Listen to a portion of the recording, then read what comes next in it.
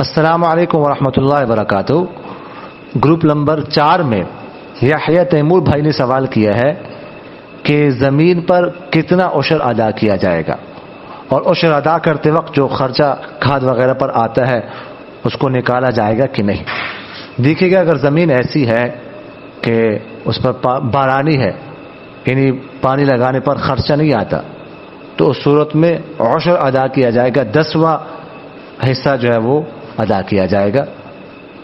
اور اگر زمین ایسی ہے کہ پانی لگانے پر خرچہ آتا ہے، ٹیوب ویل وغیرہ کا پانی لگانا پڑتا ہے جس پر خرچہ آتا ہے، تو اس صورت میں نصف عشر ادا کیا جائے گا، یعنی 20واں حصہ جو ہے وہ پوری فصل کا وہ ادا کیا جائے گا۔